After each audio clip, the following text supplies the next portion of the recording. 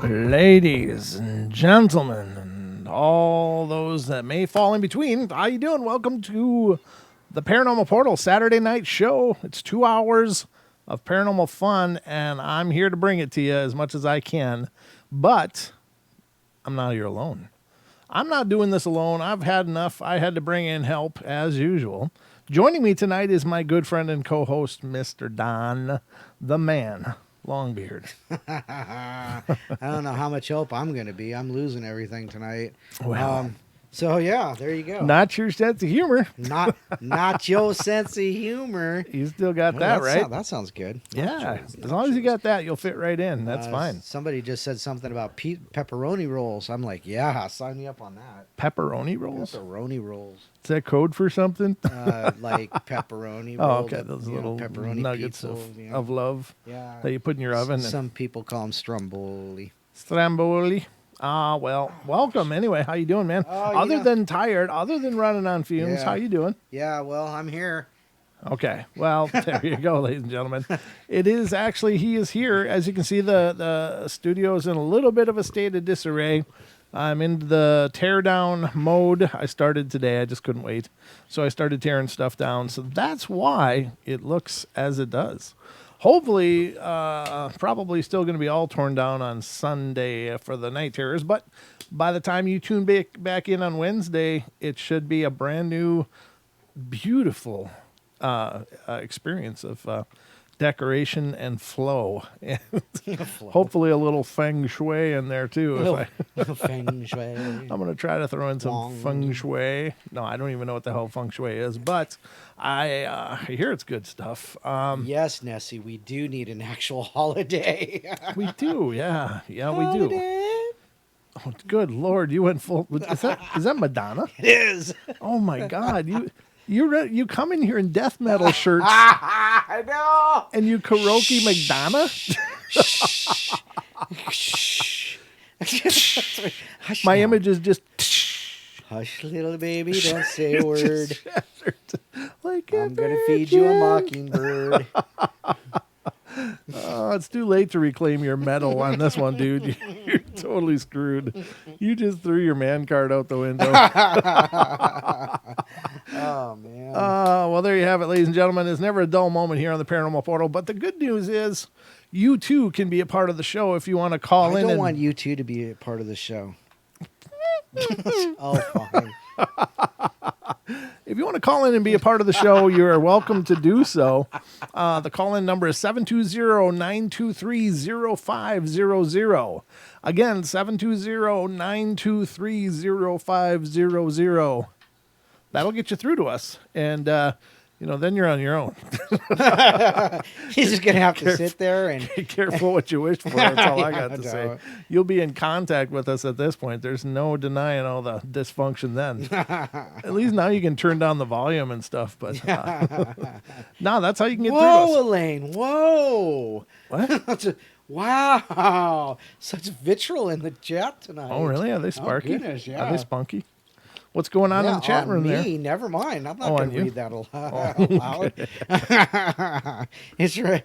Wow. and Hilton, yeah, he was out hunting Bigfoot and ghosts. We right. just got back from last Sunday. We got back from our expedition to Coloma, Montana. That's correct. We had a great time. I've been talking about it pretty much every night. We're going to obviously future shows will include some of that information Yes. and clips. We'll hopefully have some ready for you on Wednesday. For Wednesday's show, that's our target. So we're going to try to throw together at least a good section of Wednesday's show having to do with that. So We'll see what we can do. yeah, we'll get into all that then. It's just we've been hitting the ground running ever since being back. It says, what? Okay, what? Where's Don and Brent, and what have you done with them? Well, I don't know. What happened? I don't know. Are we not our I don't normal know self? about that one. I think this is normal for us, I think. I don't know. Fairly standard. Full disclosure, I've had a throbbing headache all day, Oh, but clones from the Coloma Portal. Nice. yeah, I mean, it's, thank you, Hilton. That's cool. Yeah, it should be Wednesday night. We'll get into all that. At least a good portion of it. Hopefully we'll have a bunch to bring you and some fun and hijinks, and a good show is the plan. However, you'll get what you get. You'll get what you paid for. And we'll like it with you. We'll like it with you. But no, we got a show lined up for you tonight. Hopefully it'll be a good show. But the phone lines are open if you have something paranormal you'd like to share, or some discussion you'd like to have about the paranormal. It's always the call lines are always open unless we get a guest on, and we don't have a guest on tonight. So if you want to call in and you have something to say, then I guess this is your opportunity to jump into the paranormal with Don and myself. Yes. But last night I did a show with a bunch of stories a bunch of them were stories that came from rangers and weird things people have seen when they lived remotely. You didn't hear that, did you, Don? No, unfortunately I did not. You kind of live remotely, so it's probably good that you didn't. But I found some more of that kind of stuff tonight, so I want to get into more of that. I thought it was a great theme, and what I found for you tonight is a series of backpackers who mysteriously and tragically disappeared. Now, when I saw this, I was like, I know most of us are absolutely fascinated by the missing 411 stuff, and it's hard to understand what happens to these people. Many times they're in groups, and suddenly somebody will turn around and the whole group isn't there anymore. Somebody's missing. No idea where they went, no idea when they went missing. It's just usually a matter of moments. But to be found, if they're found at all, to be found in some of the most unlikely situations and conditions. These cases are absolutely mind-boggling and creepy and weird, and they remind us that there's a lot going on out there we just don't know about. So I found this 10 backpackers who mysteriously and tragically disappeared. I don't know if they're all the missing 411 kind of stuff, but I thought we'd read them anyway because I know people are getting out there right now, and the weather's good. People are trying to take advantage of that. Yes. And so, as always, be careful. And it's not that I think people should be afraid of the woods, but I think you should just always recognize there's things going on in this world we really don't understand, and just be careful. So let's get into this list. That sound good to you, Don? Sounds great to me, Brent. Okay, so this is coming from Ranker.com, and it's aptly titled 10 backpackers rather. Backcrackers. I don't even know. Like I said, I'm probably just shy of an aneurysm tonight. I don't know what the hell's going on, but 10 backpackers who mysteriously and tragically disappeared. The first one is a hitchhiker in Canada mysteriously vanished after an all-night party. It says in 1989, a 20-year-old backpacker by the name of Charles Horvath decided to embark on a months-long cross-country hitchhiking trip in Canada. Well, he arrived in British Columbia and was staying at a campground in Kelowna when he disappeared. Horvath contacted his mother, Denise Allen, saying he would meet her in Hong Kong for his 21st birthday. When some time passed and she never heard from him. Well, Allen became worried, especially because Horvath maintained constant contact up until that very point. She traveled to British Columbia to try to find him, but when she arrived at the campground, she found out that he had left his tent and all of his possessions. Oh. Allen started posting missing persons flyers and publicizing her son's disappearance. Well, she returned one day to her hotel to find a note that said, "I seen him May 26. We were partying and 2 people knocked him out, but he died. His body is in a lake by the bridge." Oh. Well, divers searched the lake but never found his body. After Denise was contacted a second time, she told police they were looking on the wrong side of the bridge, so they launched another search. A body was uncovered, but it turned out to be a local resident who committed suicide. Horvath's body was never found, but a witness did come forward saying he attended an all-night party before he disappeared. And that's all they got to say about that. So he just up and disappeared, left all of his stuff, was gone. Now, is that the same as missing 411? No, not really. It's kind of different, but this person did disappear, but there is an inkling of some foul play there. So maybe it's not paranormal, but it's definitely weird. Right. I can imagine being a parent. Oh. First of all, the freshest, deepest hell I could imagine experiencing is, of course, losing a child. I Right. think that would be the most horrible, indignant thing that I could go through, and of course, the most painful. Because when if any of you that have children, even if you just love children, you know that I know they're a part of you, Yeah. and they are such a precious thing.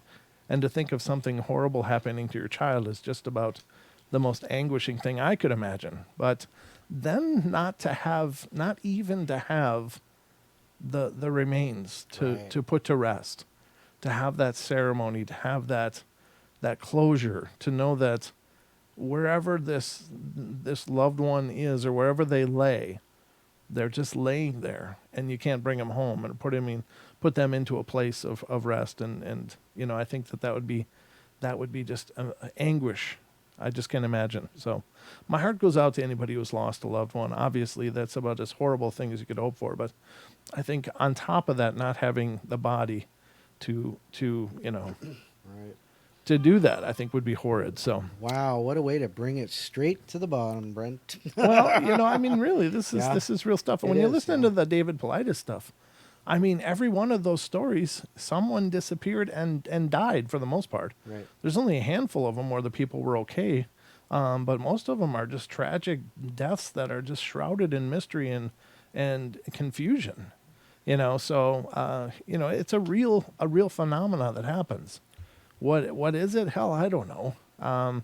Could be a Bigfoot, could be UFOs, could be portals, could be any number of things. But I mean, it's a real phenomenon that people are living through. So I mean, I'm not trying to bring it down. That's not my intent here. Right. But Well, on Wednesday night, didn't you read a story about the neighbors disappeared because they were abducted by aliens? I probably Something did. like that. Probably. So I don't really remember what I read on the show. As terrible as that sounds, a lot of kind of my job, isn't it? yeah, it is, because a lot of times I just I'm trying to focus on reading it well, rather than focusing on the narrative a Right. bunch. But yeah, I'm sure we did. I'm sure we've covered that kind of story a million times probably. Oh yeah. But the next one is a British backpacker mysteriously disappeared in Australia after a drunken stunt. Well, that sounds like there might be an explanation at least. It's like, I blame the Barbie and the beer. Yeah, it's that Australian beer. That's what did it to the poor guy. FOSTER. Fostis is Australian for beer. There are Australians right now throwing stuff at their computer. Yeah, That's yeah. not beer. Stop it. I'm only kidding. I realize that's not a beloved beer of Australia, but it does crack me up. It's not a beloved beer. Yeah, I've never drank it. So I don't know, but I'm sure. So David Reher, R-E-H-R, a British backpacker from Portsmouth, England, mysteriously disappeared when he drunkenly jumped into the Brisbane River in 2016 in front of 3 of his friends. Though the stunt was dangerous, the 4 men weren't strangers when it came to making risky jumps. A few weeks before, 3 of the men received fines for 340 pounds after police found them celebrating a jump from a nearby bridge. The fact that these friends had experience with jumping from extreme heights makes Rehr's disappearance all that much more strange.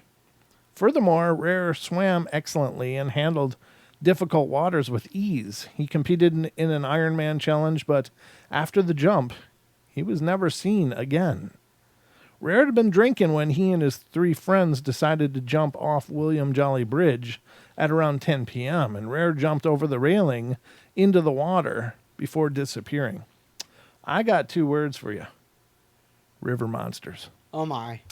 I'm serious. You see the logs that Jeremy Wade pulls out of those No doubt. waters. Yeah. There are some huge fish out there, ladies and gentlemen.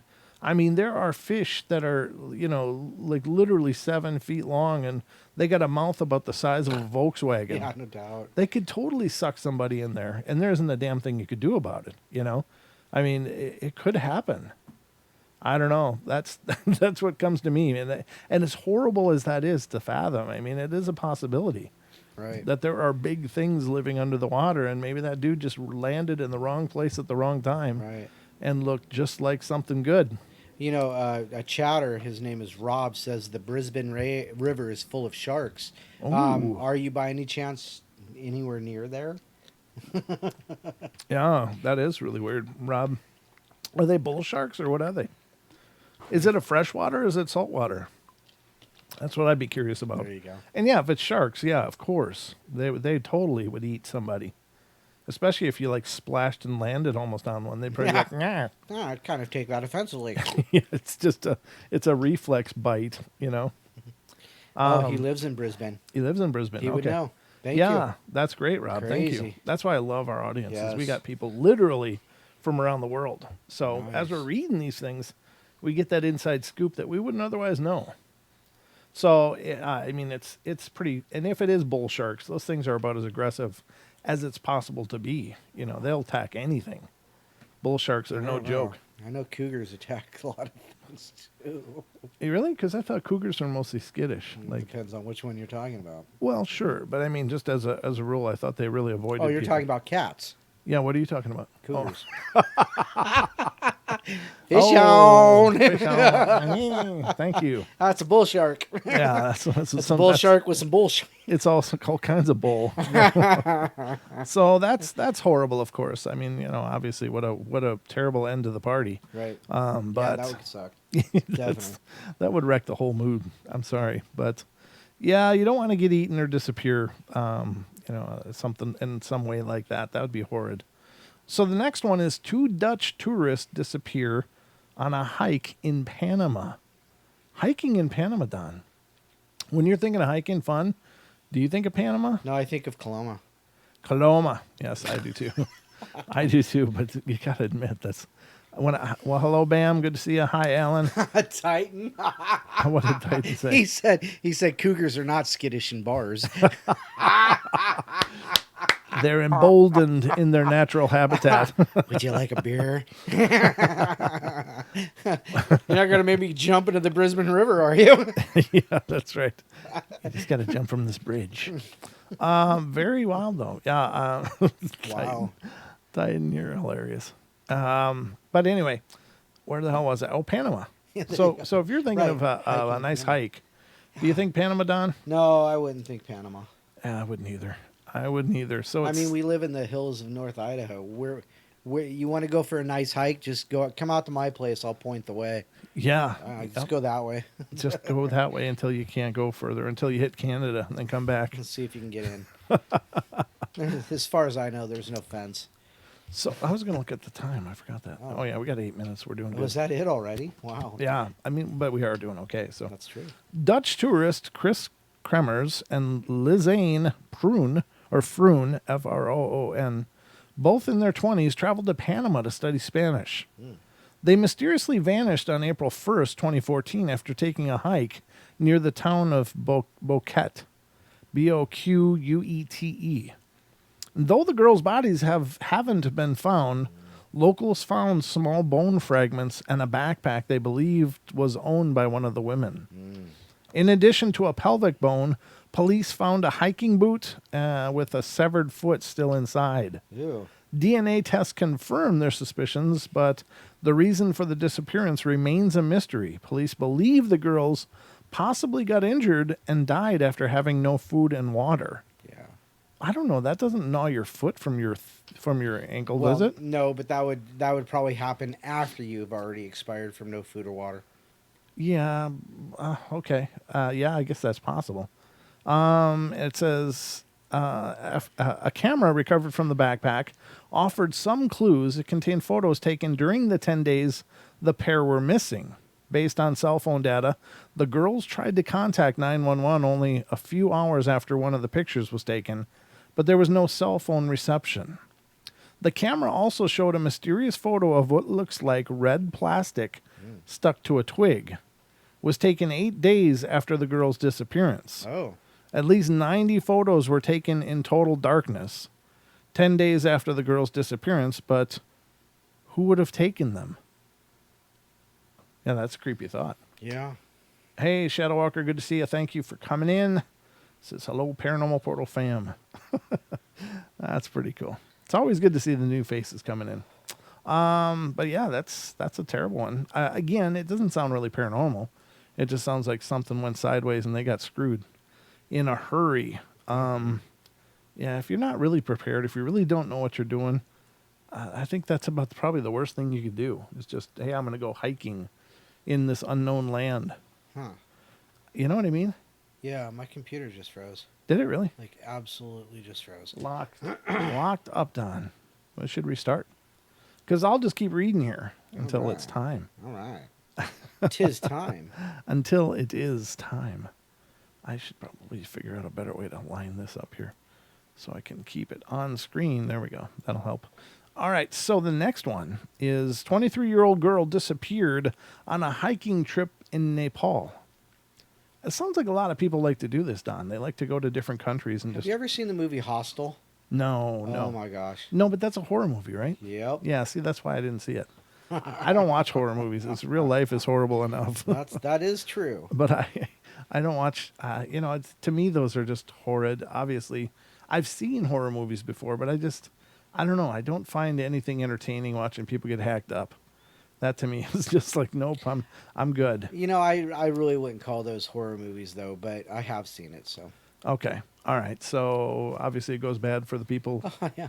Yeah. A lot of people. Isn't there one where the people go to a cabin in the woods or something too, and it all goes sideways for these, college age kids? Yeah, that's called The Evil Dead. The Evil Dead. I thought there was a newer one than that. Well, there probably is, but that's the only one I carry. Oh, okay. Yeah. And then, of Evil course, the Dead. Saw movies. Those are just Those are sadistic and stupid. twisted as hell. All right, I'm going to have to. Yeah, you go ahead and restart. Are you okay? Well, let's see. Oh. All right. So 23-year-old Aubrey S-A-C-C-O. How would you say that, Don? S-A-C-C-O? Yeah. Sacco. Never returned home from her solo week-long trek in Nepal's Langtang National Park. While backpacking across Asia in 2010, Sacco kept in constant contact with her parents. Well, after a few days of no contact, you got to remember that last consonant there. Sacco's mother alerted the U.S. Embassy in Kathmandu, who told her that civil unrest in Nepal may have delayed their daughter. After 3 more days with no word from Sacco, her father and older brother flew from their home in Colorado to Kathmandu to join the search party. Between May and July of 2014, over 200 people searched the Himalayan mountains near the Tibetan border. They searched... Is that the bell? No. They searched the main trail, both sides of the river, and smaller paths and monasteries between in the hills, and she was never found. Scott McLennan, who led the medical trips in Langtang for a decade, joined the Sacco's father on his search, believes she became the victim of abusive army soldiers who act as rangers in the national park. In July 2010, 3 French women reportedly being sexually assaulted by soldiers manning a checkpost near where Sacco vanished. While this is the soundest possibility, it's just one theory. Some locals conjecture that Sacco drowned trying to cross the river in Kathmandu's tough terrain, and others say they saw Sacco get into a helicopter in Langtang village, and some believe she was killed by a hunter, and others say her disappearance was sacrificial. Ooh. She was possibly killed by witches who worship Kali, the Hindu goddess of death, and regardless of what happened, her body has never been found. Wow. Oh, that's horrid. I mean, I think it would be even harder thinking of all those possibilities. Right. It's like, which terrible ending, If it's one, at least you could wrap your head around it. But when you got different scenarios going on, Yeah, choose your own ending. yeah, exactly. It's like, Wow. oh, man. Let's flip a coin. Right. Yep. There's another one, but I don't know. We only have about a minute and 50 seconds, about a minute 30 seconds. And we're going to go to break, so I guess we'll wait to read more of these when we come back. I guess they're not really so paranormal as much as I thought they might be. I mean, they may very well be, but they're certainly not. They're not going the David Paulides route on any of these. They're just saying, hey, they're gone. We don't know what happened. Mm-hmm. They could be, though. It could be, yeah. I know that David Paulides has a pretty strict criteria that he attaches to these cases to qualify for his books, and one of which is that they usually bring in scent dogs and stuff, and when the scent dogs will not track, they won't leave, they won't do it, and it's like they're I don't know, like there's like, nope, I ain't following that trail, nope. And so to me that's a pretty wild thing, but we don't know if those efforts were made or if there was any similar rejection by tracking dogs to do that. It's possible though, so any of these we're reading could very well be qualifier of the missing 411 stuff, but we'll read them anyway because it's interesting.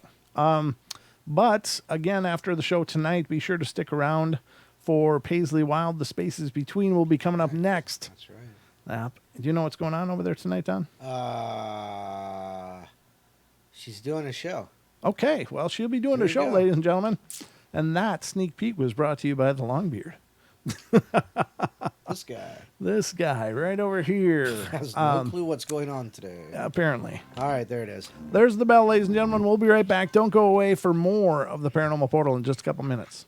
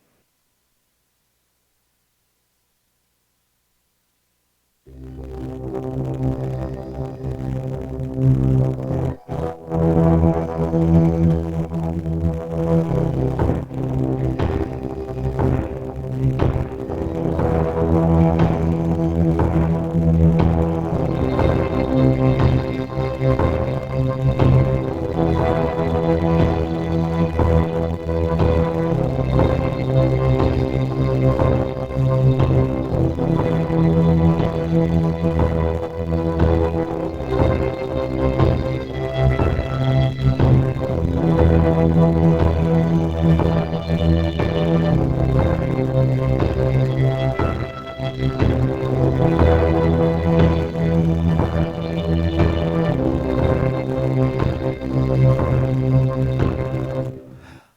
guys, we're back. I hope you're ready for more of the Paranormal Portal and more fun to be had by all. Don's still wrestling with this technology over there, but Yeah.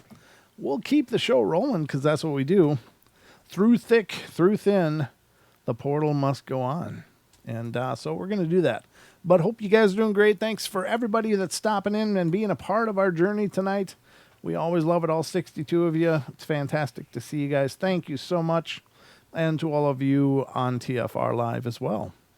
It's great to see you. We're going through a list right now that has to do with backpackers who disappeared mysteriously. And we don't know that they're like synonymous with the missing 411 cases or not, but given the similarities, they could be.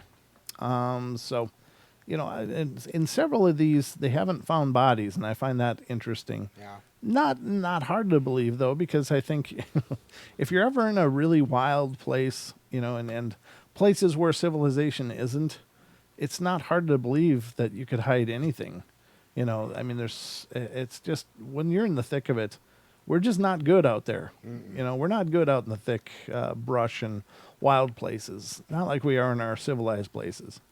But these are some cases. So we're going through these. The next one is 2 British women disappear in the Australian outback. That's just a lot not outback. I think everything in Australia can kill you, though, can it, Don? I would imagine so. It seems as though it can. Again, ladies and gentlemen, the phone lines are open if you want to call in and be a part of tonight's show. We'd love to have you take part in the festivities. It's 720-923-0500 is the number for fun here in the portal. So call in and be a part of it. But this is Caroline Clark and Joanne Walters were just 22 years old when they vanished in April of 1992 after leaving a backpackers hotel in Sydney, Australia. Both of the women worked a number of short-term jobs to support their backpacking lifestyle and managed to stay in touch with their families in Britain. Right before Walters and Clark disappeared, Walters told family that she planned to travel to Darwin in Australia's Northern Territory and China before going home. Meanwhile, Clark wrote to a friend outlining plans to travel to Western and Central Australia. Sometime after this, the women disappeared. Australian immigration records show neither of them left the country, and their bank accounts and phones had not been used since that day. When both of the women's families failed to hear from the girls in 2 months, police launched a nationwide search. They set up a hotline which got swamped with calls claiming the girls worked as cooks in the small town of Mount Isa, or that they were seen in Alice Springs and Ulara and Northern Territory, in the Northern Territory rather. And in September of that year, the bodies of Clark and Walters were found in the Beltanglo State Forest. Walters had been stabbed 14 times and Clark had been shot 10 times. Wow. Police believe she was used as target practice by Ivan Milat, a serial killer who was convicted in 1996 and thought to be responsible for 7 disappearances. Well, that sucks. That's horrible. Yeah, that's messed up. That is terrible. I don't know. Specifically said used as target practice. Right. So it's not like he just... Yeah, I mean, he did this a number of times. It's like, well, let me dial that in a little better. It's like, you sick bastard. Oh, God. I don't know. You hear things like that and you think, God, if I was the Justice Department, I could come up with some really creative ways for a person like that to meet their end. It's just so horrible. It's so horrible. God. I think I don't know. There's no justifying that kind of stuff. It's just terrible.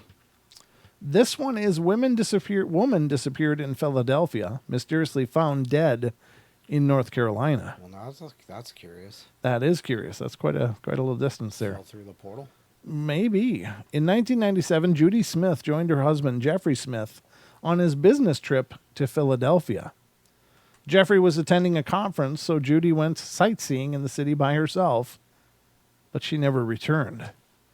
5 months later, hikers came across her partially buried, decomposing body in an isolated mountain area in North Carolina, over 600 miles from Philadelphia. Police could never determine how Judy Smith died, but believed it was a murder. Yeah, I think the fact that she was half buried and 600 miles away from where she was supposed to be, that's probably a good guess. They ruled out robbery as Smith still had her wedding ring and $167 in cash. Mysteriously, a blue backpack was found at the scene, though Smith carried a red backpack. And there were even indications that Judy traveled to the area voluntarily. Witnesses placed her in Asheville and said she was in a friendly mood. She told witnesses that her husband was a lawyer, but a friend reports that Judy's marriage was sometimes difficult and she wanted to temporarily get away. Her adult children from another marriage believed Judy was in love with Jeffrey and would never disappear on purpose. No one could ever figure out why a woman with a family would disappear on her own, or how she could have ended up dead on a mountain hundreds of miles from where she disappeared. Right.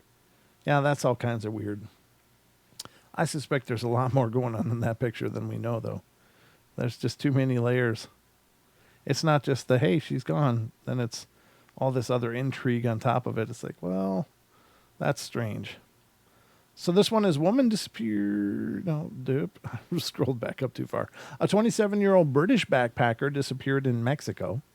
Back in 2000, 27-year-old Brenda Searle planned to meet her Dutch boyfriend, Andre van der Vuren. I'm not really good with Dutch names, sorry. Van der Vuren in Chichen Itza, an archaeological site in southern Mexico. Chichen Itza. Chichen Itza. There's an A at the end. Yep. Okay. Globally traveled backpacker Searle flew to Mexico alone, but never made it to her destination. After her mysterious disappearance, her credit card was used to withdraw over £1,000. Searle's family, friends, and coworkers organized a search party for the missing woman. 8 of her friends flew out to Mexico to join in the search, and 8 months later, she was found murdered. Police arrested a Cuban man who had used her credit card, who eventually led them to her remains hidden under a shrub on the side of a random road. Oh, Jesus. Wow, for $1,000. I mean, really? That's... Oh, well, Mexico, that's a lot of money. Yeah, but wow. Still, it's not enough. Not that there is enough, but you know what I mean. It's right. Like, my God. French backpacker disappears in Dhaka City. Arthur Ange was last seen in Dhaka City after disappearing in January of 2017. His friends conjectured that he was arrested trying to cross the border from Bangladesh or India into Myanmar, but authorities have not provided any information. Police claimed that they had no knowledge of Arthur and he tried to cross over the border that they would know. Arthur's friends and family have launched a Facebook page called Arthur, Where Are You? To help widen their search, but as of April, they've received no leads. This is from 2017. That's quite a while ago. January of 2017, he disappeared, so that's sad. I hope they find him at least. This one is 21-year-old Australian backpacker disappears in Croatia. In September of 2008, 21-year-old Britt Lapthorne went missing in Croatia's seaside resort of Dubrovnik. She was enjoying a night out at a popular club for young travelers, and also the last place anyone ever saw her. Lapthorne left her passport and papers behind, unusual for such a seasoned traveler. 3 weeks later, Britt's decomposing body was discovered in Boninovo Bay, and police believe it was unlikely that she had entered the water intentionally, considering the weather that day, but they have never solved the mystery of why she disappeared. That's a dangerous world. It really is. Stick to the resorts. A 28-year-old tourist went missing in Thailand. Yeah, Thailand's got some problems, I think, as far as crime is concerned. I might be wrong, but this is just my 30,000 foot view. Shane Marsden sent a concerning text to his mother. When he went missing in March 2017, he simply wrote, "I'm sorry." Police have still been unable to locate the 28-year-old, who some believe traveled to Thailand from New Zealand after he split with his girlfriend. At the time of his disappearance, his parents had no idea their son was in Thailand, only finding out after police traced his phone. Anyone with any information has been advised to contact the Gloucestershire Police as the case remains in development. If they're still developing it from 2017 to now, they need to develop faster. Wow. So those are some missing, backpackers, hikers, whatever. And again, not a lot of those I don't think are paranormal, but some of them could be. There's definitely strange all over them, but I'm betting probably most of them are just foul play, robbery, or other horrible thing. But not necessarily UFOs or portals or Bigfoot. Not that they couldn't be, but some of them out there I guess could be. So those are those stories, Don. Those are those stories. Those are those stories. Did you find anything? Yeah, actually I do. Oh, good. I got something. You got something. Yeah. So we got a little less than 15 minutes. Okay, this should work. Okay. And so this is there a mysterious monster lurking in a Kansas sinkhole? This was written just a couple days ago. Let's see here. It says, 67 years ago, an 8-year-old Mennonite farm boy from a tiny Kansas town had a lake monster in his sights. Albert Burt Newfield fired 2 shots from his hunting rifle in a vain attempt to bag Sinkhole Sam, the greatest monster legend Kansas has ever known. There were multiple reports of a massive snake-like creature swimming in the big sinkhole. That's the official name of according to the Kansas State Department of Transportation, the big sinkhole. A few miles outside of Inman, a tiny town northwest of Wichita. The legend began surfacing in the summer of 1952, the year before Newfield took his shot. The creature was described as being between 15 and 30 feet long. That's quite a bit of difference. A wormy beast as big around as a tire from a 1951 REO Speedwagon. That's huge. Well, huge in a lot of ways. At the time, Inman was home to approximately 500 hard-working farmers, tradespeople, and shop owners. Not a single one of them was quite sure what to make of the monster. In 1952, a veteran Kansas newspaper columnist named Ernest Alva Dewey traveled to Inman to sort it all out. Dewey, whose writing career began as a publicist for Traveling Circus, had a reputation for poking fun at local legends. He once attributed UFO sightings to an airborne Kansas dragon known as the ball-tailed snickle hoopus. Ball-tailed snickle. What? Ball-tailed hoopus. Hoopus? Snickle hoopus. Snickle hoopus. Dewey's article was published by the Salina Journal the Sunday before Thanksgiving. In it, he claimed he brought along a scientific sidekick by the name of Ernest Erasmus P. Quattlebaum. Wow. Wow. Don't bother looking up Quattlebaum's credentials. I assure you, they're as real as Professor Marvel's diploma in The Wizard of Oz. Quattlebaum determined that the sinkhole inhabitant was a Foopengurkel. What the hell are you reading? What? The darn Floopengurkels, Don. I know. By the way, Jinx. Yeah. Well, I'm like, I've never heard so many made-up words in one article before. I know.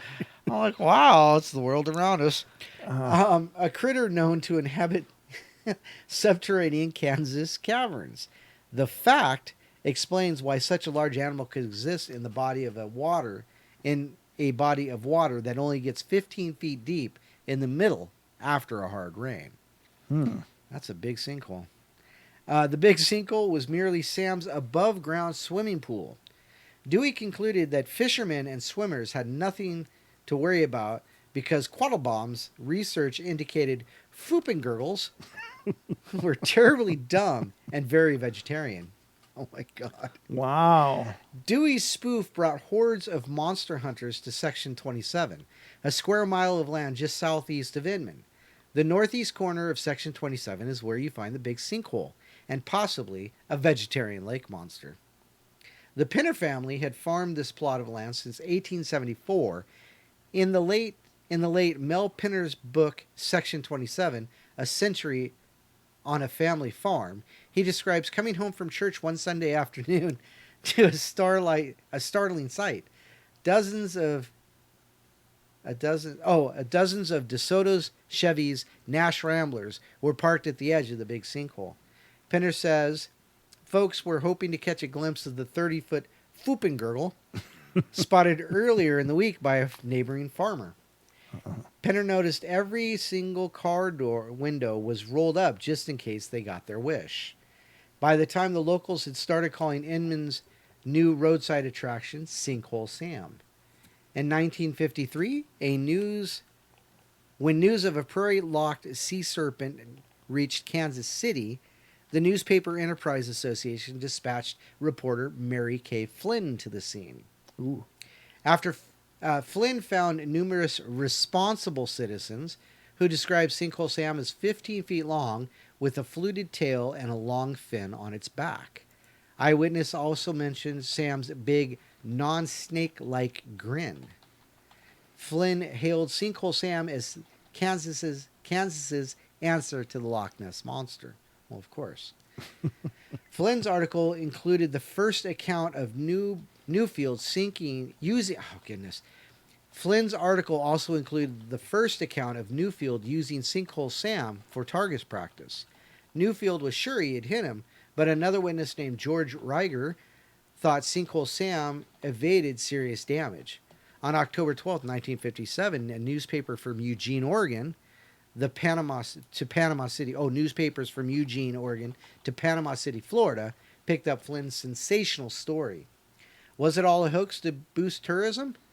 Or were the locals merely trying to have some fun with the city slickers? The only witness named in Flynn's newspaper account were Newfield and Reger. Both men are dead. Mennonites are not exactly prone to exaggeration, says Marcy Pinner, Mill's daughter and the executive director of the Kansas Sampler Foundation in Inman. Even though George Reger's daughter, Connie Newcomb, says her father had a reputation of town rogue, the Newfield family was not eager to promote the story. Dr. Edward Newfield, a retired psychologist, was 16 years old when his brother's Sinkhole Sam story became public. Our family was embarrassed by the whole thing, says Edward Newfield, a retired psychologist living in the Kansas City area. Bert Newfield instead enriched himself over the years by sharing the story of Sinkhole Sam at bedtime and around campfires with younger members of his family. Sinkhole Sam was always described as being longer than a man is tall, but like my dad said, the more people who saw Sinkhole Sam, the bigger he would get. Wow. I'm convinced Newfield and Reger stumbled upon something unusually large and... What is that word? Saurian? Saurian? Saurian? Saurian? Saurian? That's like a brontosaurus kind of Oh, thing. okay. Oh, so like Like a sauropod. Yeah, okay. Stumbled upon something unusually large and saurian that day at the big sinkhole. To get a better idea of what they saw, I need to consult an expert in cryptozoology, which is the study of unknown animals referred to as cryptids. So I called Lauren Coleman, the world's most respected cryptozoologist. We'll have to look that name up. Coleman is the author of approximately 40 books and thousands of articles on cryptids, ranging from the elusive Bigfoot to the wily Chupacabra. Wily. More like wily Oftentimes they strap Chupacoyote. rockets to their back on roller skates. Yep. The Chupacody. Chupa Coyote. Coleman is also the director of the International Cryptozoology Museum in Portland, Maine. Right off the bat, Coleman thought the description of Sinkhole Sam sounded similar to another cryptid, the Mongolian deathworm. I was relieved when Coleman said he was only referring to Sinkhole Sam's snake-like dimensions and thought the acid-spitting worm from the Gobi Desert roaming around Kansas was a bit much. Besides, everybody knows the Mongolian deathworm tops out at 5 feet long. Next, we discuss the rich tradition of large unknown animals swimming in Midwestern waters from Lake Okoboji, from West Okoboji Lake in Iowa to the Missouri River. In the Inman area alone, I could find newspaper reports from 1912 and 1913 telling of Lake Inman bathers fearful of a turtle-like creature as big as a clawed-foot tub. Ooh. That's actually not crazy. It's Sure. a turtle that big. Not really. I've seen some alligator snappers that are like literally they're huge. Like they got to be in the hundreds of pounds range. Mhm. So I can believe that. Yeah. I can believe that. In 2003, Coleman co-authored a book with Patrick Heige titled Field Guide to Lake Monsters, Sea Serpents, and Other Denizens of the Deep. Although Sinkhole Sam didn't make the book, there is an appendix entry for Kingman, Kansas, which is 50 miles south of Inman, that steered the discussion toward the freakishly large snakes on the plains. How much time we got? Okay. In the late 1960s, the citizens of Kingsman organized a hunting party to track down a 20-foot animal that was big around as a man. The animal had reportedly devoured a calf and dragged it into the Kingman County State Lake. The County State Lake. Did Sinkhole Sam tire of being shot at in Inman? Was vegetarianism just a phase? The Kingmanites suspected they were dealing with a giant snake. There's only one problem. The longest snake native to Kansas is half the size of his Sinkhole Sam and the State Lake snake. According to Travis Taggart, the president and executive director of Center for North American Herpetology, the gopher snake is common in the Inman area. It's the longest native Kansas snake, reaching lengths of approximately 89 inches. So that's like 7 foot. That's like 6 foot. Yeah. Taggart says the gopher snake is a likely candidate for Sinkhole Sam because it doesn't mind getting in the water. Snakes are difficult enough to size up when they're coiled, but even more so when they're moving or swimming. And of course, the bigger the snake, the better the story. Or, Taggart says, people in Inman could have encountered a boa constrictor or python released into the wild by an exotic pet owner. It's difficult to imagine an exotic pet owner living anywhere near Inman in the early 50s, but anything is possible. Even so, a Mennonite farm boy lighting up a 15-foot python in the Kansas sinkhole is still a hell of a good monster story. Until some lucky shot bags a body, we may never know whether Sinkhole Sam is a giant snake or something more akin to the Loch Ness Monster. But that might not matter. Whether the story of Sinkhole Sam is true or not, I know one thing's for certain. The legend is real. The legend is real. There you go. The struggle is real too, Don. It is, yeah. Oh my. Yes. So we got a vote finally. Remember we were talking. A vote finally? Well, no. Let me explain what that means. Okay. Remember we were talking about having listeners submit Right. their favorite clips. Right. Well, apparently there's a vote on the table for Story Time with Longbeard, where we take a collaboration of your stories that you've presented on the show and put them together for Story Time with Don Longbeard. Would that be worth anything? I don't know. I mean, I do like so little. I mean, it'd like be like 1 or 2 15-minute episodes. Well, we wouldn't want you to take it. You'd just be a segment on the listener favorites. But there was actually a suggestion. So. Wow. Okay. Well, Beans, I don't know what shows I've ever, read anything on except for tonight. You guys let me know where they are, and yeah, I guess I can pull them out. And no, we're not going to revisit the black-eyed beans. Yeah, that one's been done. That's done. Done. Several times done. But yeah, so that's actually the first. But why? First Why? recommendation. Why? Huh? I mean, why? Because I think all these pronunciations you were delivering was pretty hilarious for everybody. Why would it be hilarious? Because the names are so hilarious. Wherever you found that yeah. story. I know. I'm like, I was. Somebody said it must have been written by somebody at Hogwarts. That was Aussie. Aussie, yeah. He said, must have been written by someone from Hogwarts because all those names are so weird. It was funny stuff. Funny stuff. But we are down to a minute, ladies and Let me gentlemen. know. I'll see what I can do about pulling them. Yeah, if you find, if you know, I kind of tabled that idea because we haven't had any participation on it at all. But if you guys are interested in putting together a listener favorites episode, let us know as you're listening to the archives of our show if you find something you think is funny and would be parts of maybe a highlight from the Paranormal Portal. Let us know what episode and what timestamp, and we can put together that. Yeah, absolutely. That's something we really want to do, but that's literally the first suggestion I've ever gotten for that whole idea. So I kind of tabled it like, well, maybe it wasn't a great idea, but if you guys want to see that happen, we can sure do it, but it's going to be completely dependent. Bomber, what the hell is the Scratchy Lovin' story? That was his story, not mine. No, that's what she's saying. Yeah. Because it was a story I read, and I cracked up laughing because that name Scratchy Lovins kills me. Oh, gosh. Who the hell says that? All right, ladies and gentlemen, we'll be right back going to the hour break. Don't go away for more of the Portal as we return.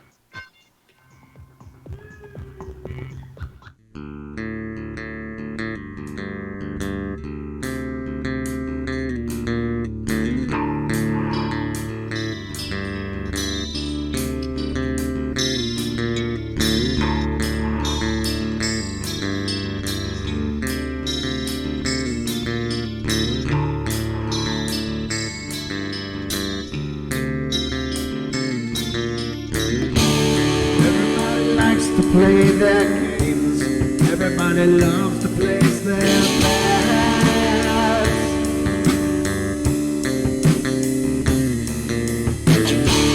They don't understand the price I paid. They don't care to comprehend.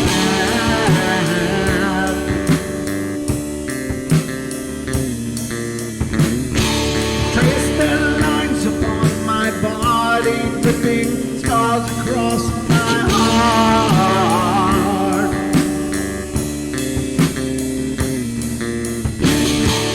Raging anger pours inside me as their lies keep falling apart.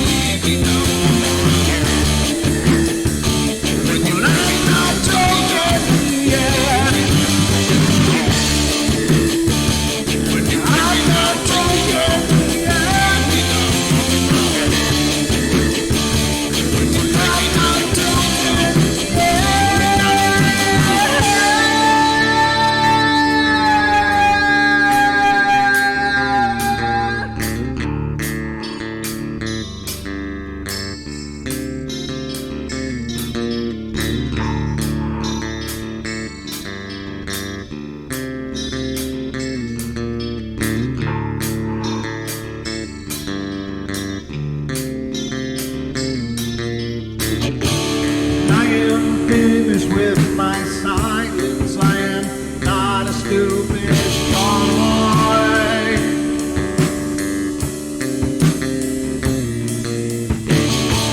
No more breaking me with kindness, just you dance upon my joy.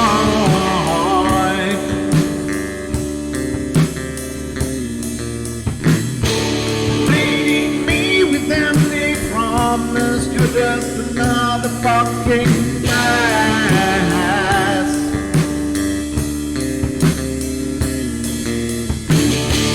Taking off the slice of my sanity, just make sure that you're well fed.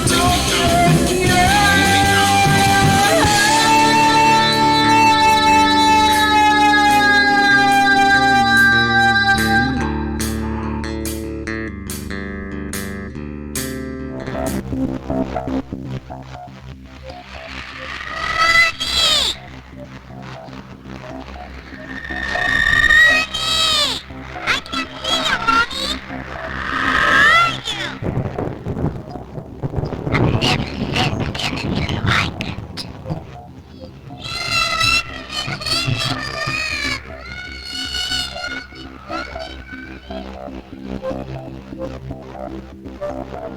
Caroline is not like those she's with.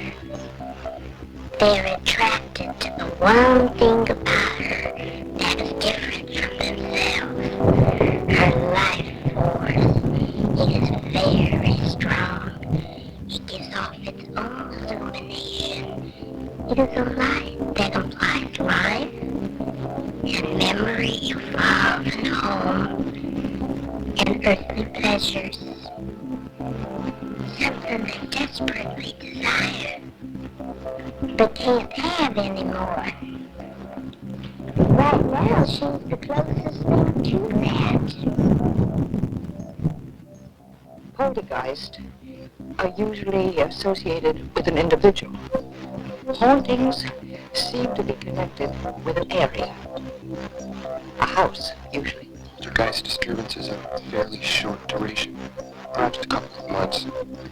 Hauntings can go on for years.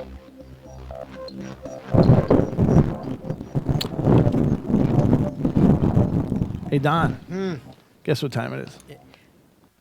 I don't know. Time for hour number 2 of the Paranormal Portal. Oh. That's right. Hour number 2 is upon us, ladies and gentlemen, and we are back in the saddle.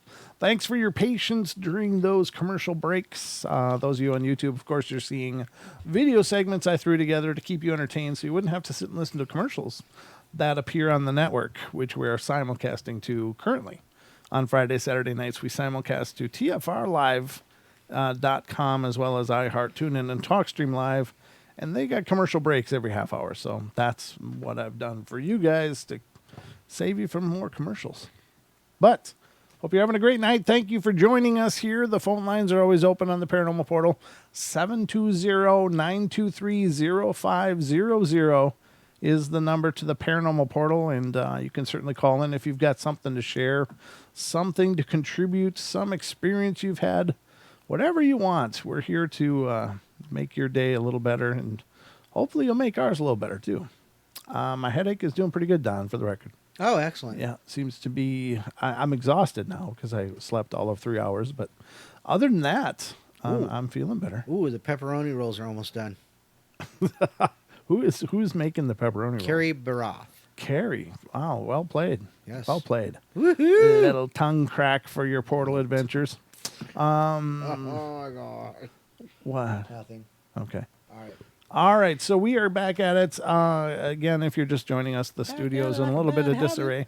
Yep. I've got it kind of torn apart back here because I'll be reassembling it We're with our blaming- brand new we're sign. Blaming Taco. Taco sent us a beautiful plasma cut metal sign, powder coated. He did just Thanks, a brilliant gorgeous. job, and I've created a Shadow box kind of shadow box kind of thing with LED lights mounted in it that can change color and stuff. Kind of like what's hanging around the edge of the curtain here, but they'll be inside of that and project light out. Hopefully it'll come out as well on camera as it does, to my naked eye, but it really looks really nice. So that'll be hung up in the next couple days, and hopefully it will be a great surprise to all of you guys who've been tuning in for all this time. I've seen the same backdrop behind us for years. Yeah. Well, it's changed a little bit here and there. We take something down, put something new up, but it's really not noticeable other than the fact that the Ouija board is no longer hanging behind my head. No, it's now sitting behind you, it's like right right directly there. behind Yeah, I you. Yeah, know. Here. hanging from the There it is. lights. Right there. Yeah, I think you just unplugged your system. What'd you do? What? I didn't unplug anything. Oh, my headphones. Oh. It pulled on the headphone cord. How did I pull on the headphone cord? Whatever. When Anyhow, you right rotate it. there. All right. But yeah. Stop rotating, Don. Yeah, Don. It's not time for pirouettes. Stop. So yeah, the studio's in a work in progress, but I just couldn't wait. I had to start tearing it down today because I'm excited. The sign that Taco made us is beautiful, and it's going to be the centerpiece for our new studio design. And once you see it, you'll know why. Thing is heavy though. Yes, it is. It's Jesus, that it's thing's several big. pounds of steel. Solid steel. Yeah, and it's like I think it probably could stop bullets. as well. So if anybody's It trying to, probably would. yeah, if anybody's trying to shoot us from the back, we should be okay. Shoot us from the back. Yeah, in our backs, through the wall. Yeah. So that'll be coming up in the next couple days. You'll see it on Wednesday's show for sure. It should all be reassembled and back and ready for fun. Some other adjustments going to happen back here, but as you can see, it's a work in progress. So you get to see a little bit of a sneak peek of it tonight, just in the deteriorated segment. It's in a state of atrophy right now. Atrophy, Don. Atrophy. Yep. It's one of those words like exsanguinate. It's a state of entropy. Or entropy. I'm not sure how you pronounce that. Entropy. Entropy. Entropy. Yeah, it's in a state of entropy. So it'll be reassembled in the soon. Will it stop orbs? That's a great question, Diane. I'm not sure. We don't have a lot of orbs reported on the show unless Blue Line Bigfoot, and especially it seems Adam, because Jake's always here. And we haven't noticed it with Jake, so it seems to be attached to Adam somehow. I never did go back and watch the last Hidden Existence that Adam saw some orbs on there as well. Apparently Daniela had some orbs dancing around her. Mm-hmm. I didn't get a chance to do that, but I'm gonna have to remember to do that, because I think it's I don't have an explanation for the orbs that have been seen on this show in this studio, and when I was a guest on Daniela's show as well. So maybe Daniela's the X Factor here. There you go. Yeah. I don't know. Maybe it's Daniela. Maybe we should send in Professor X to find out the X Factor. Never mind. Oh, okay. Yeah, whatever. I love it when you make jokes. So we got more fun stuff to go over tonight. As always, our dance card is kind of full here on the portal. But first off, there's a call. There's a call, Don. Did you know that? I did not know that. It is a call. Let's get to the call here and find out just what's going on. This is area code 619. You're on the horn with the portal boys. Hey. It's me, Hi, Hugh. Riddle Girl. Ah, yes. Can you hear me? We certainly can, but we'll keep it on the down low. I have a real scary story for you. Oh, do you? Who is this? It's Regla. Oh, Regla. Hi. Good to hear you, doll. It is. Can you hear me? I can hear you. Hi. Do tell. We'd love some scary stories. Yeah, you reminded me of some stuff, some memoir stuff. Yeah. Okay. Just with this missing person stuff. Oh. So I'm kind of older, I guess. I'm in my 60s. Okay. And which means that back in the 70s, me and my sister and my friends, we were hitchhikers. Ooh. We used to hitchhike in the 70s. Yeah. Uh-huh. Yeah. And I grew up in New York City. And in the 70s, there was like this movement where actually I grew up in an area in the north of Manhattan. There's this really big park. So we spent a lot of time in the outdoors in the park there. And it was actually kind of post-Woodstock. And it was this movement, though, to kind of go west. It really was. Mm-hmm. So before we moved west, we hitchhiked west. Okay. A lot of people ended up in Colorado and California and Hawaii. I ended up in Hawaii. Oh, wow. But we hitchhiked to Colorado, and actually my sister and her friend went first to Pennsylvania, and then they'd come back to the park and tell us a couple of people went to Colorado first. Oh, it was great in Colorado. We hitchhiked. My sister was only 16 when she did this. Wow. I was years older. Hey, I know. So what we wore back then, I kind of want to tell you this because we were young girls hitchhiking. Wow. This was just before Manson. So I don't know if any of you have heard Jimmy Jeans and, God, why can't I think of his name? Who does the show with Jimmy Jeans? Rio? Is his name right? Is it Rio? Not Rio. Oh, I don't know. I haven't been able to tune in to Jimmy anyway. for a long time, but go ahead.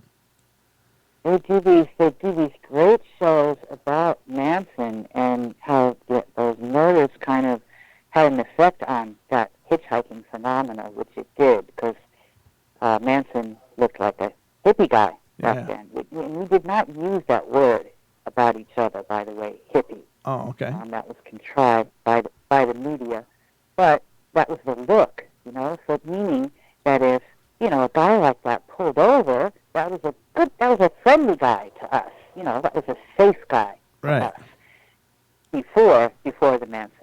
murders occurred. So this was before the Manson murders occurred, and there's lots of guys like that, in vans, Volkswagen vans and Sure. things like that. And the clothes that we were wearing were not what you would call seductive. Okay. Where we wore like jeans jackets, and although we had taken off our bras, so if it was older men, were and our parents were saying this to us. I remember this. What are you running around without your bras on? You're crazy. And as I'm listening to this show, you guys talking, that's why I kind of say I got a real scary story for you.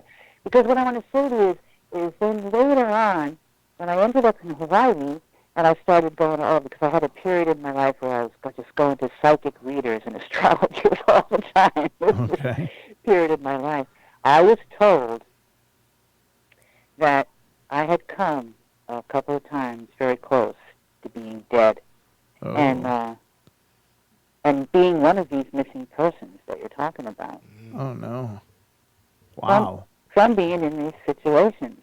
And just recently, my sister came down and we were talking. And because a couple of times because there were a couple of times where we hitchhiked across the country on that, and I have a couple of real scary stories.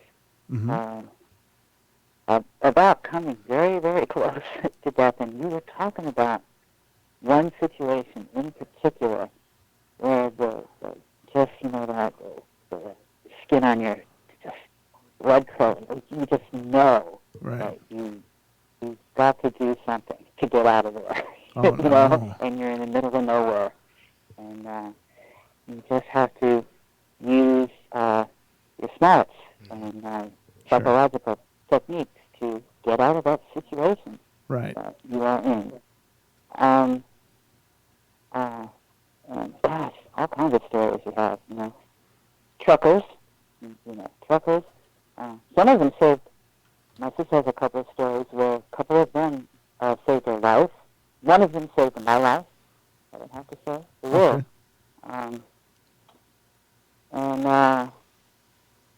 Wow. I think, I just wanted to call and say that it made me, when you were talking about these things tonight, it made me think of those days. Yeah. Wow. I think that's what happened, Yeah. But, I think you're right. I think it was obviously a different world back then, but still, I think that more people just went missing, and that was kind of it back then too.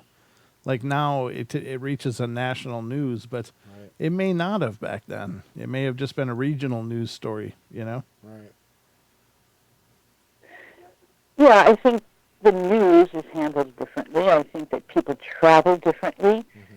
People dress differently. But I think that the situations that people are in perhaps are not so different. Right. In terms of family life. Wow. So, well, I'm glad you're okay. Yeah. That's scary, scary stuff. But, I think it's rolling the dice every time especially for hitchhiking. And I don't know. A lot of people didn't make it, but that's not, I don't think that's done anymore. Yeah. So much. Not real often. No, I don't see hitchhikers too often anymore. Used to see them quite a bit back in the 80s, but not so much now. Which is probably smart. I don't know. It was, I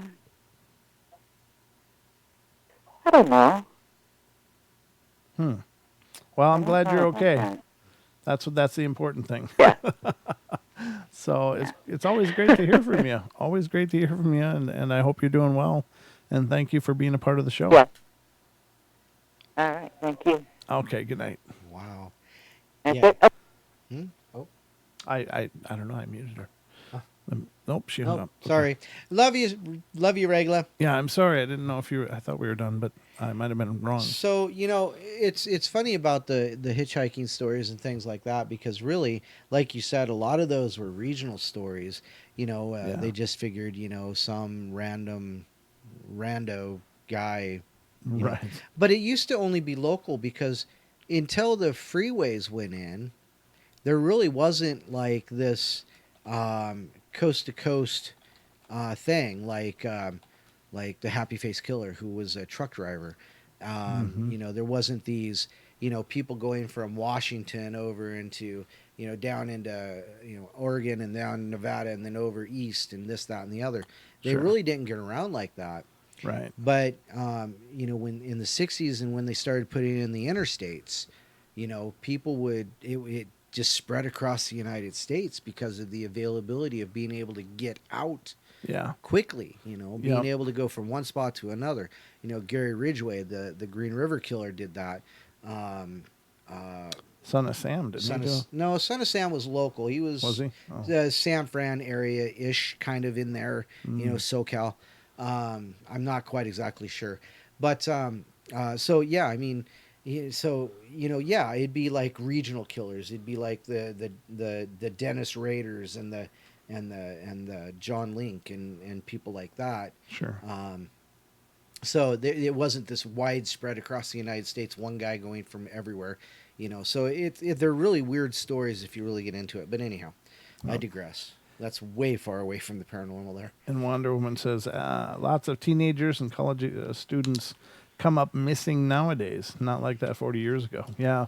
I think, oddly enough, I don't know why, but it seems like there's more creepy people now. Yeah. It really does. There's like more broken people. And maybe that's not true. It's just It's just it's the availability of national exposure. Right. I think that's probably it, really, to be honest with you. And I think that kind of came at the end of the Cold War. You had all these, global correspondence that, Right. Once the Cold War was over, there wasn't, the worldwide news cycle wasn't quite as compelling. So I think a lot of those, international reporters became national reporters. And Right. suddenly there's a lot more people talking about the news and finding things to report. And now into the tragedy that it's become today. Of course, news is just, I'm kind of going out on a limb here, but it's, really just hyperbole and propaganda for the most part. It's like, my God, I don't know what it takes to get news anymore.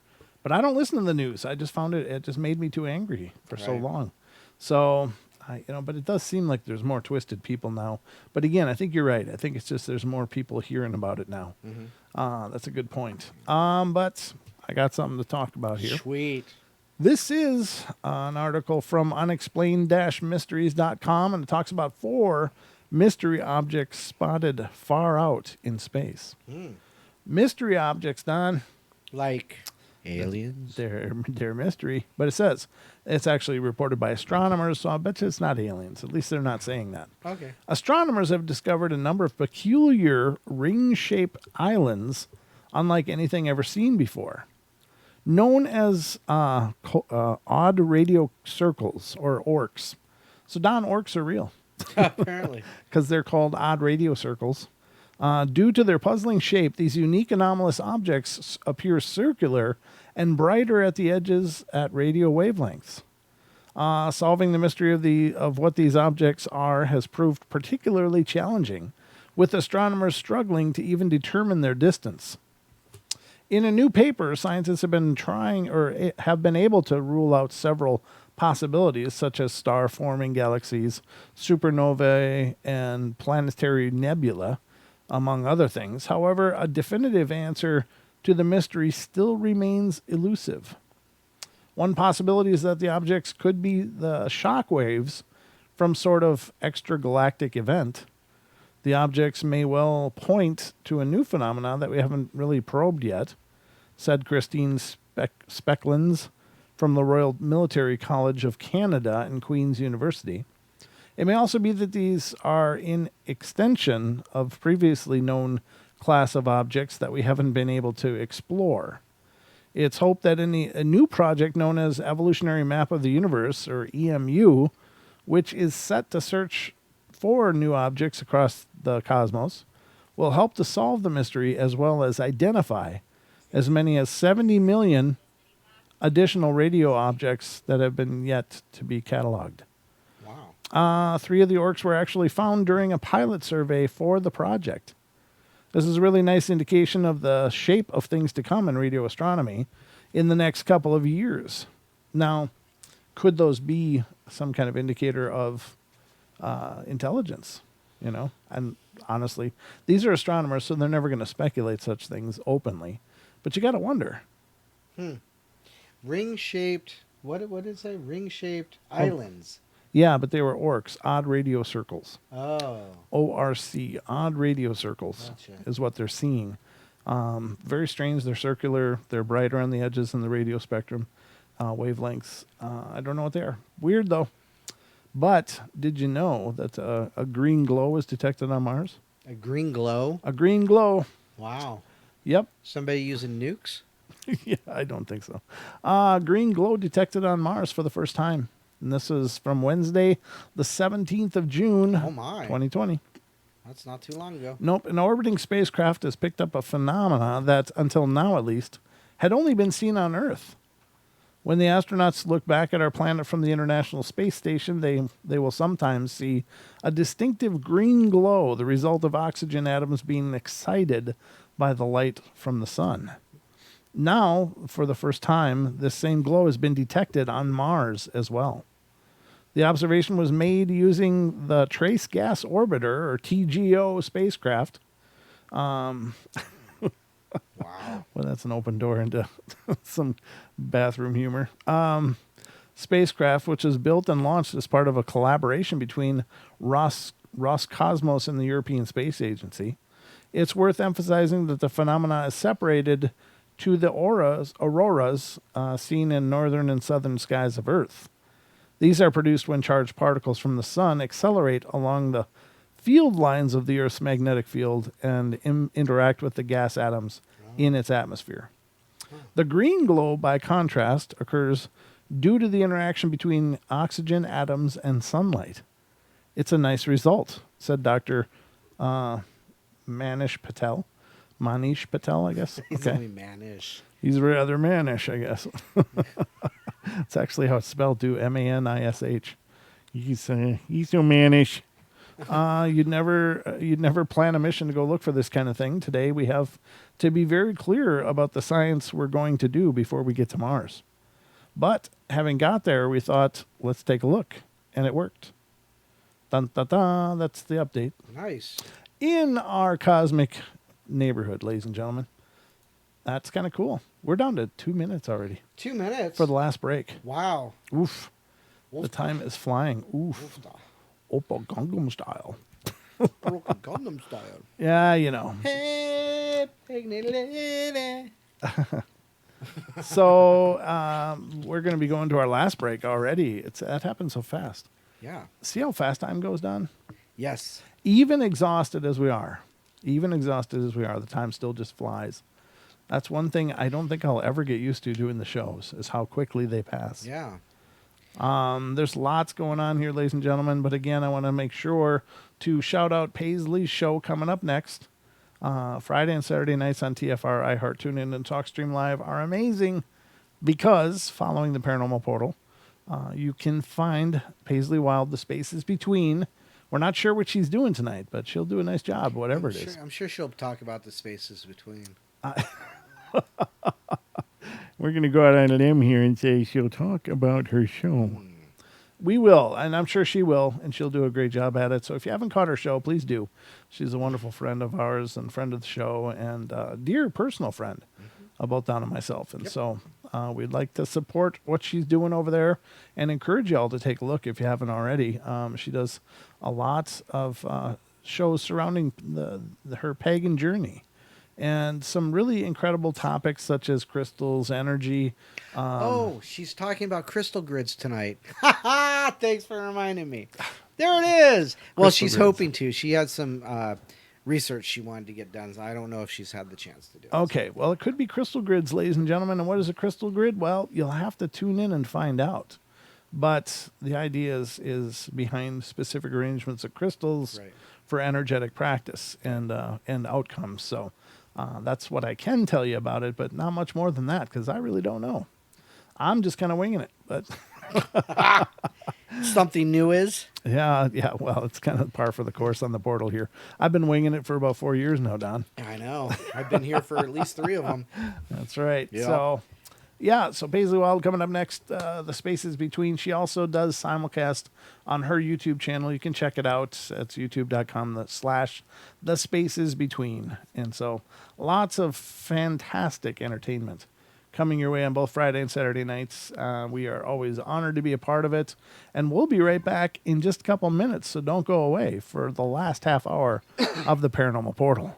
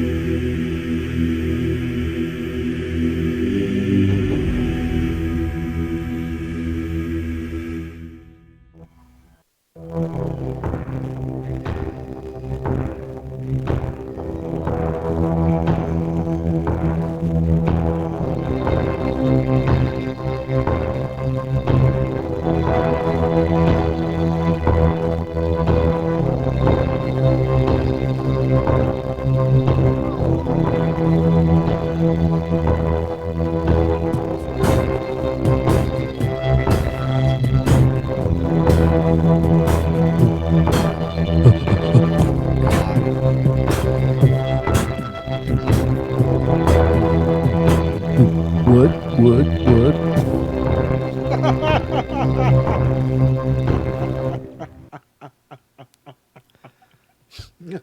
we're live. Hey, everybody. Thanks for joining us here at the last half hour of the Paranormal Portal. And while we wait, Mr. Brent will be boxed for you momentarily. Well, thank you. Thank you very much. So I'll give Brent. I think you did good. All Thanks. right, all right. I threw you a bit of a curve there on the way Yeah, in. you know, all I'm hearing is Brent beatboxing in the back, and then he goes, "What? What? Oh, yeah. What? Okay. Ooh, Diane, you're killing it. She drank a Coke, had a cupcake with sprinkles. Oh my God. That sounds like dinner here at the Portal House. I wouldn't sleep for a week after that. No. Oh, goodness. Coca-Cola's the nectar of the gods, Don. Yeah, that's ambrosia. It's the nectar of the gods. Yeah, that stuff will kill you. I like the remix. Diabetes. Thanks, Farm. Farm likes my remix. No, there you go. It was on the fly, too. I mean, it was just completely improvised. I'm glad you enjoyed the musical stylings of the Paranormal Portal. Oh boy. So, Don, Yes. we're down the last 30 minutes, or Yeah, 24 minutes, as it were. 24 minutes and 32 and a half seconds. Yeah, well, we're getting there. We're almost there. Sure enough. Sure enough. It's gone fast, though, and it always does. It looks like we lost we lost all the TFR audience. This is like me and Sophia the bot there. Well, David RB is there, too. There you go. But we managed to hang on to him for a little while, so glad you guys stuck around for a bit. Those of you on TFR, we've got a full house of fun going on the YouTube channel, though. That's true. So if you're ever wondering, you're out there listening to the sound of my voice, but you're not seeing me, you can head over to youtube.com/paranormalportal and check it out. We are always streaming live over there. So that's Just make sure you have a spoon handy to gouge your eyes out going, oh my God. that's only on Wednesday and Saturday. So You screwed that one up. Mm-hmm. no. Yeah. It's a good show, Don. Yes, it is. It's a visually compelling show. I don't know. Full of visual anomalies every time we take the air. But we are back, and we have a little more of our paranormal goodness just ready to serve fresh Certainly. from the portal ovens to you. And The portal ovens with scratchy lovins.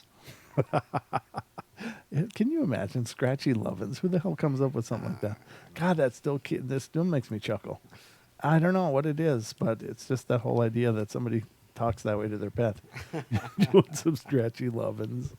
Oh, that just kills me. It's so sweet. It's so cute, I'm just saying, it is for me. Yeah, absolutely. Did you know, Don? No, I didn't know Don. Was he a good guy? Yeah, it seems to be okay. But did He you seemed know, like Don? a bit of a dick for me. Somebody, it's funny because people that have a religious passion, Mm-hmm.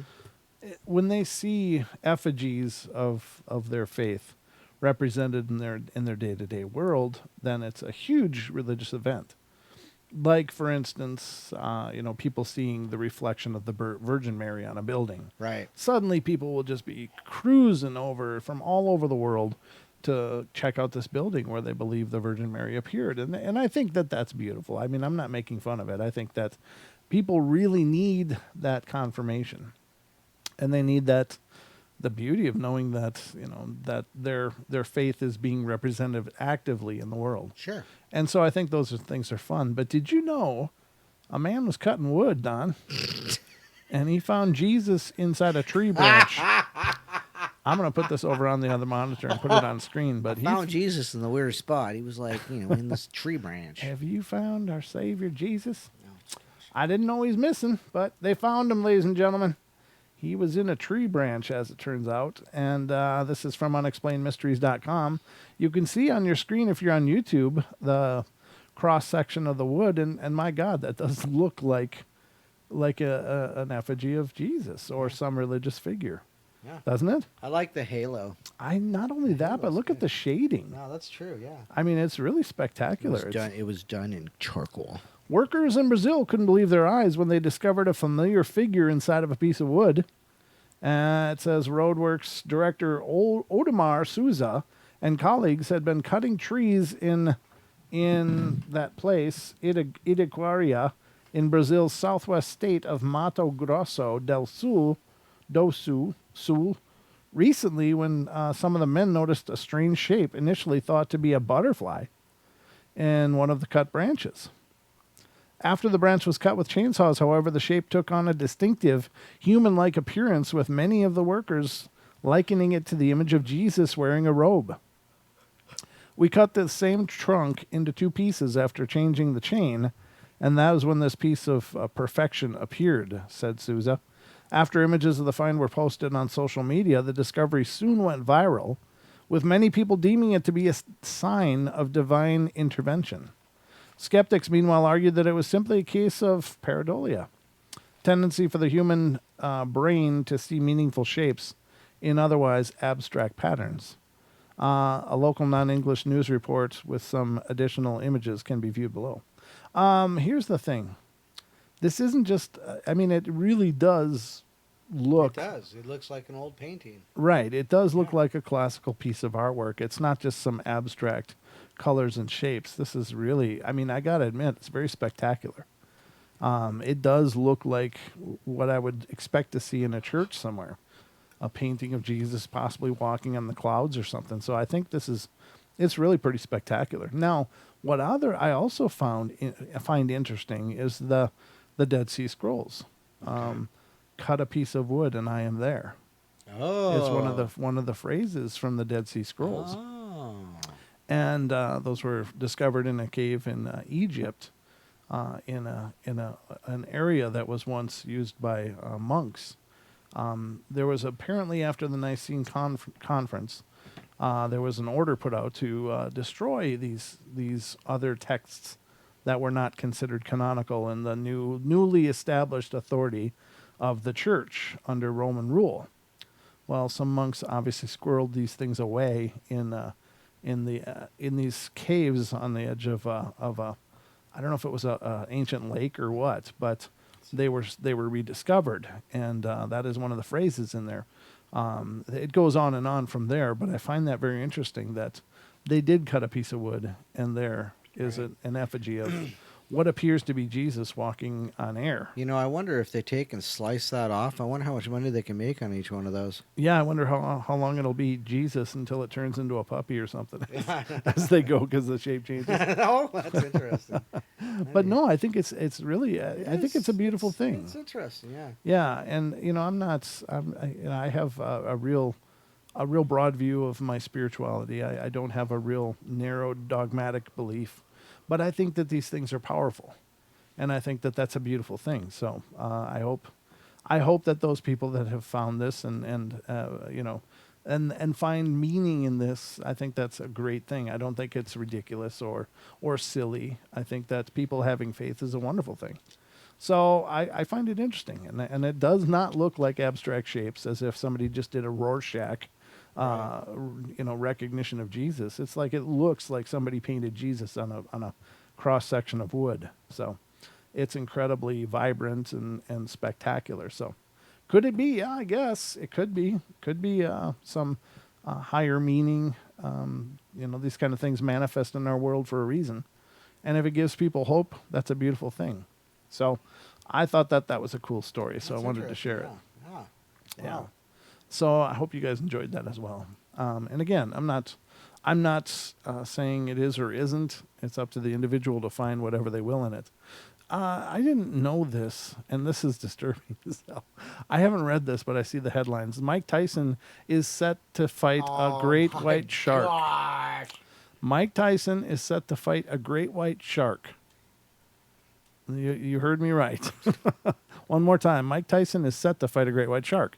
The caption under the article says, or under the picture of Mike Tyson, it says, the boxing legend will be engaging in the fight of the decade with a giant man-eating shark. And then it says, yes, really. This could be the stupidest thing he's ever done. I mean, first of all, why would you have him brutalize an animal that has obviously no concept of what the hell's going on?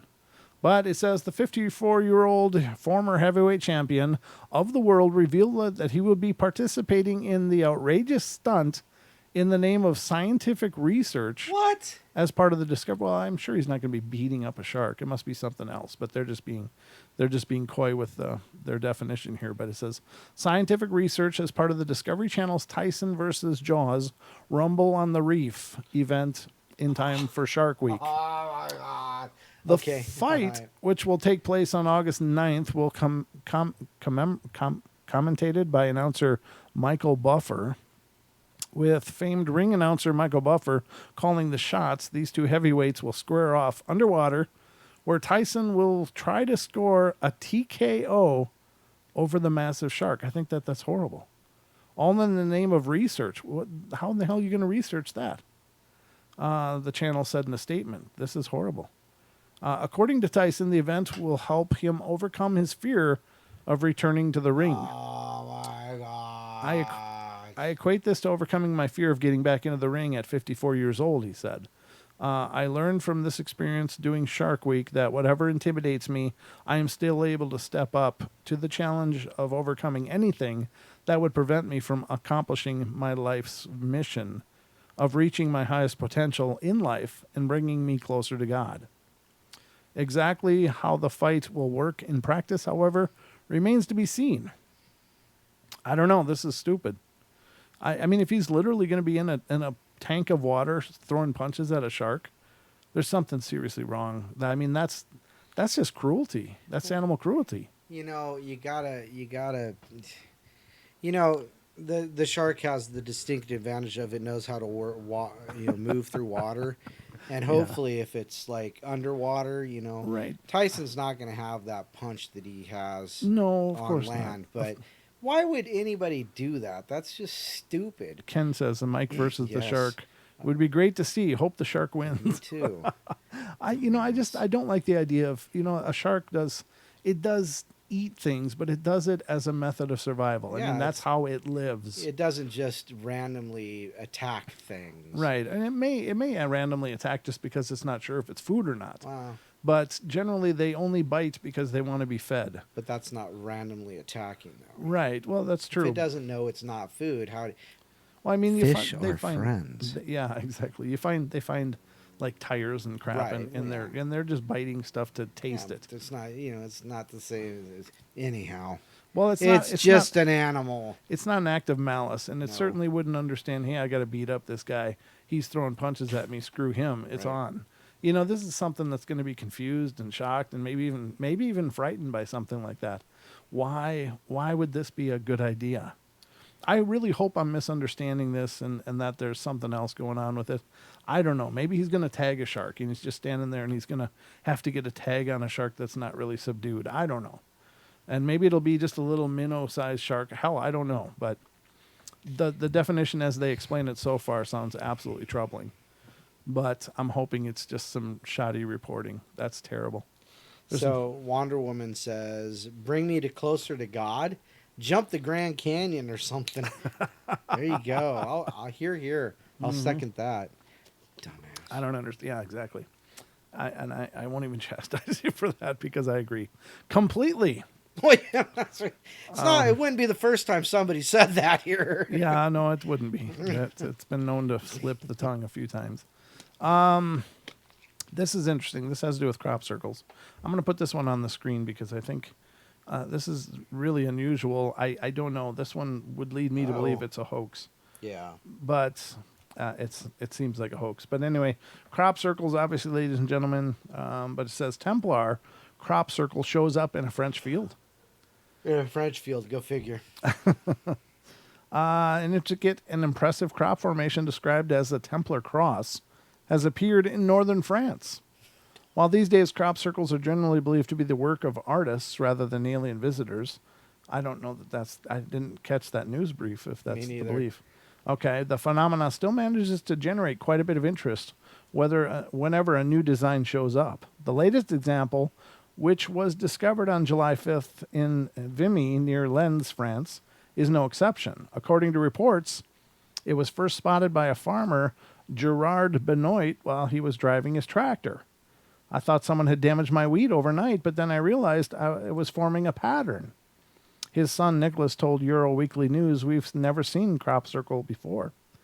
We saw a lot of people come into the field and we discovered that there were religious beliefs around it. People are crazy. They came to pray." Unfortunately, however, the family was forced to take steps to mitigate interest in the phenomena when the sheer number of people arriving to see the crop circle threatened to swamp their farm. We're not a museum, said Nicholas. The crop circles are beautiful, but for someone else. So interesting.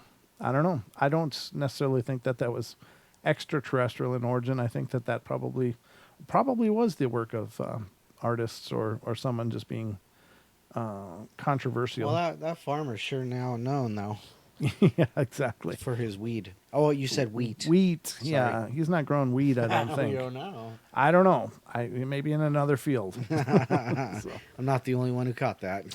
Thank you, Real. but it's interesting. I don't know. I always look for meaning in those things, like they mean something, and I know that that cross is meaningful to a certain section of people. Real, do not damage my weed. So Obama says, "Rip Mike Tyson."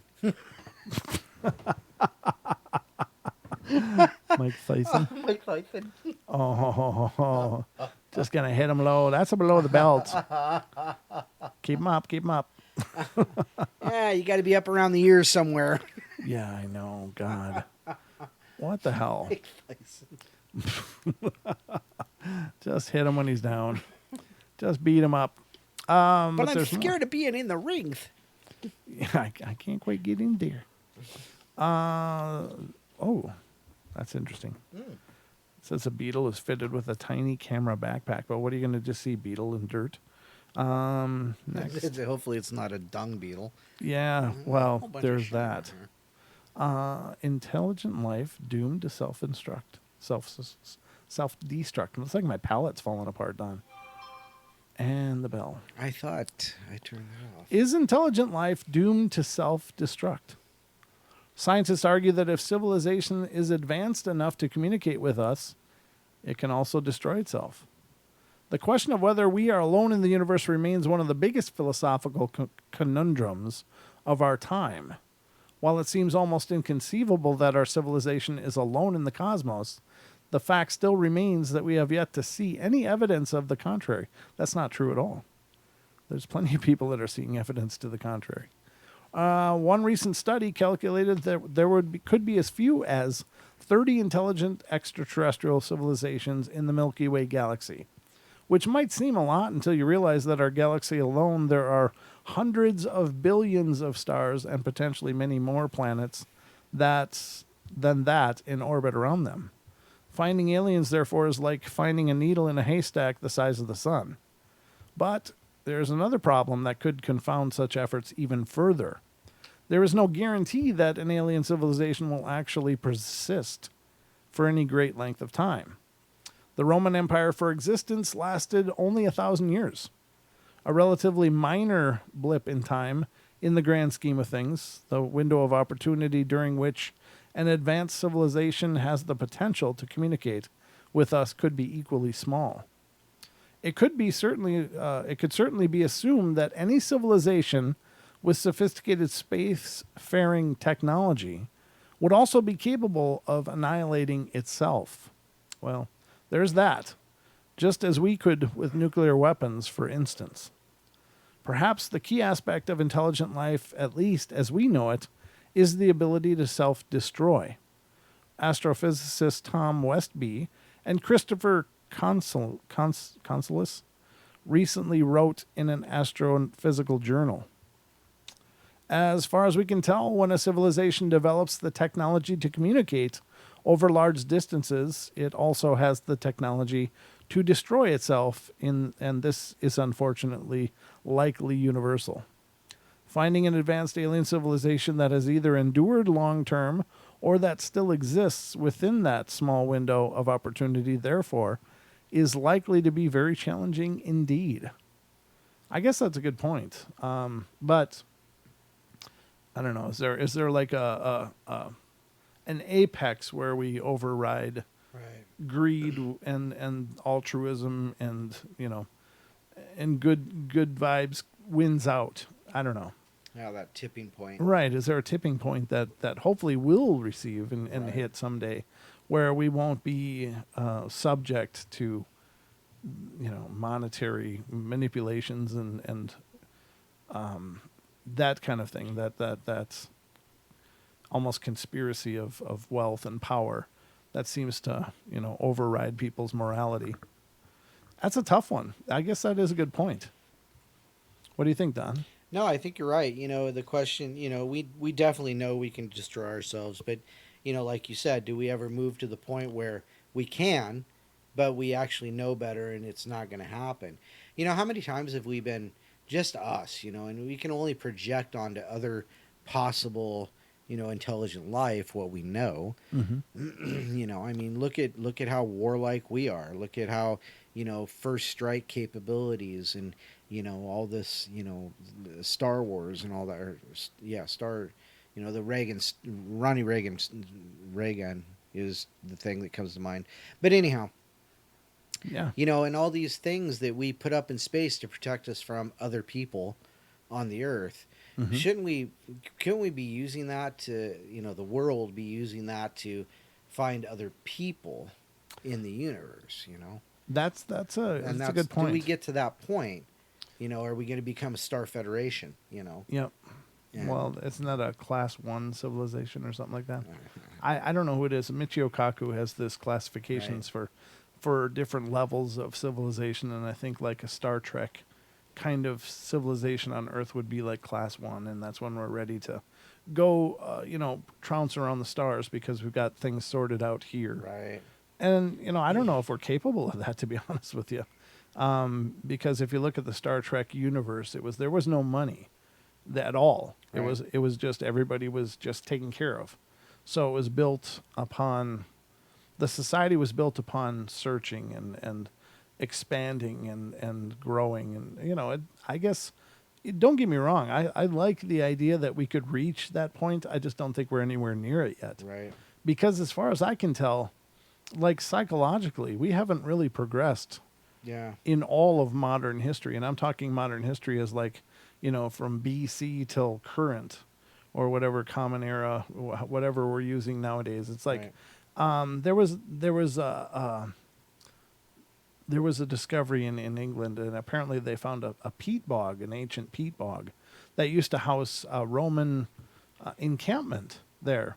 And they found some really incredible stuff, including mail that people were sending back and forth from Rome to the north of Britain, near Hadrian's Wall. And the odd thing is that they translated and read the contents of these letters, and they were just like they could be written yesterday. Hey, we're up here, really miss you. Hope everything's good back home. I mean, it was just the same people. It's just the only separation was time. Like there wasn't any serious progression that had happened where we're so much more advanced than, interpersonally than we were then. So it's like we have this capacity of amazing growth, but we have this inability. There's like this block on our ability to move past our personal development. I don't know how else to say it, but it's like that letter could have been written yesterday or 2,000 years ago. It was no difference to me. And that's what I find kind of like, well, is that good or bad? Yeah. Are we still waiting for the gladiators in the arenas? And, and we kind of are, when you look at, and don't get me wrong, I have nothing against any of modern era, but when you think of the sports teams, those are just the new gladiators, and the arenas are the same as the arena in Rome. It's not changed a whole lot, except we're not brutally killing people publicly, but that stuff still happens too. There's still a desire for some people to watch other people die. And I don't know. It's just maybe the rules are a little more humane, but the games are the same. Right. So yeah, you're absolutely right. I think about that kind of stuff. It's because I think we have to get to a point where we truly are altruistic. Like we have to get to that core fundamental reality of all of us. It can't just be some of us. Like as a society, we have to get to there together. And that's when we'll be ready for a global society and ready for, starting to search the stars and, really get out there and do that. And that's just my opinion, ladies and gentlemen. I don't claim to be smart at all when it comes to this stuff, but this is just my own personal reflections. But we seem to be the same as we've always been in our modern understanding and structures. So, and honestly, we haven't changed a lot since ancient Rome. The only thing that's changed is we have bigger guns and faster cars, and we can fly now in planes. So anyway, Don, we're about down to the wire here. Anything in closing? Cha-Cha finally showed up. Oh, glad she could make it. Apparently she's driving, so she's not actually showing up. Oh, okay. Well, thanks for coming in. Thanks for listening. Keep your hands on the wheel because Jesus ain't taking it for you. Yeah, he's apparently in a tree stump down in Brazil. So, He's currently trapped in amber. We're trying to work his way to him. yeah. But anyway, guys, we love you all. Be good, be kind, be nice. Take care of each other. Help each other out. Find the magic in every day, and remember to laugh as much as you can. And I'll be back tomorrow with the Night Terrors. So I'll see you then. Good night. Good night, everybody.